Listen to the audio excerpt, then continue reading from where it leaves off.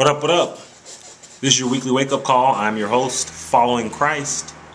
Follow me on YouTube at the name ZOEFREAK, the number 9, the number 5. That is ZOE Freak, the number 9, the number 5. Don't forget that you can share, favorite, and subscribe. And also you can follow me and the Watchman 118 on Facebook at the name Following Jesus Christ. You can also follow the Watchman 118 on YouTube. Don't forget to share, like, favorite, and subscribe. Tell them I sent you.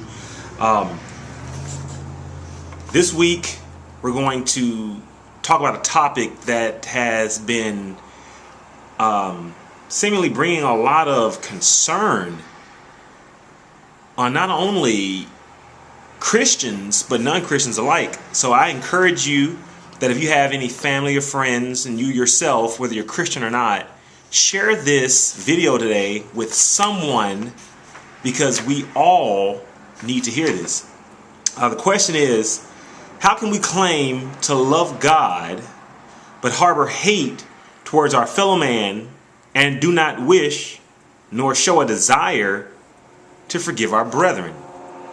That's a very imperative question, because forgiveness is one of, if not the basic fundamentals of Christianity. It is one of the basic precepts of God himself. The Bible says in Matthew chapter 18, verses 21 through 22, "Then came Peter to him and said, Lord, how oft shall my brother sin against me, and I forgive him? Till 7 times? Jesus saith unto him, I say not unto thee until 7 times, but until 70 times 7. The Lord wasn't giving him a discrete number, because 70 times 7 is 490 times. He's not saying that you should just forgive someone 490 times. No, you should forgive someone in so large of a quantity that you could care less how many times you forgive them. Because we must remember that God first forgave you and me. How shall we not then forgive someone else? The Bible says in Ephesians chapter 4, verse 32, "And be ye kind one to another, tenderhearted, forgiving one another, even as God for Christ's sake hath forgiven you." We have so many people that are walking around in this day and age that are harboring so many ill-gotten feelings towards someone who may or may not have directly caused them harm, but because people will not let it go and will not forgive them, the person that is harboring the anger is being enslaved by their unrelenting, unforgiving spirit. It's causing them more harm than the person who actually did the harm to them. The Bible says in Mark chapter 11, verse 25 through 26, "And whenever you stand praying, if you have anything against anyone, forgive him, that your Father in heaven may also forgive you your trespasses. But if you do not forgive, neither will your Father in heaven forgive your trespasses." So the Bible is letting you know that if you're asking God for forgiveness, God can't forgive you if you can't forgive someone else. How much peace would be on this earth if people would learn to let go and let God? We need to let go of the feelings and the ill-mannered temper that we have towards our brethren. If someone has harmed you, if they haven't asked for forgiveness, forgive them anyway. Because the Bible tells us that in Romans chapter 5, verse 8, "But God commended his love towards us, and that while we were yet sinners, Christ died for us." The Lord died for you and for me while we were sinners against him. He forgave us before we asked for forgiveness. So shouldn't we do the same to our brethren, no matter if they've stolen from us, if they've raped us, if they've hit us, if they spat in our faces, if they've killed someone? True enough, everything that we do wrong does require some type of punishment.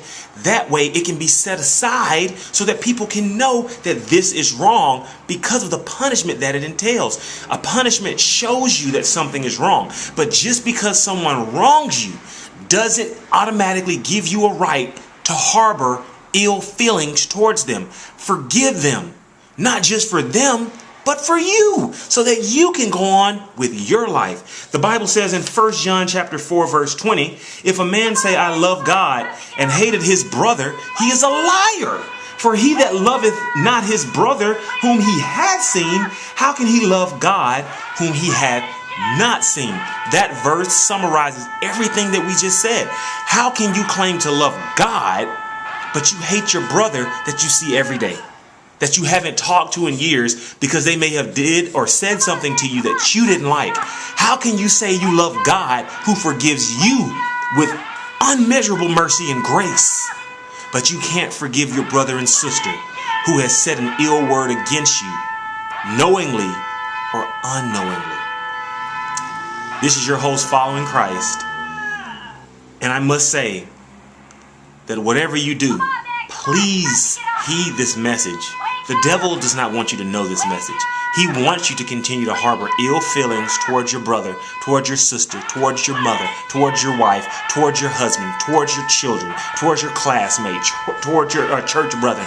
He wants that because he knows that having an unforgiving spirit drains the love of God that he is trying to pour into you.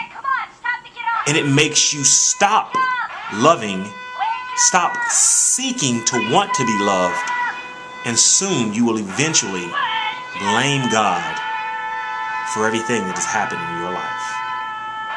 Now, I want you to remember one thing. No matter if you like this or accept this, the truth stays the truth, no matter if anyone takes it or not. God bless.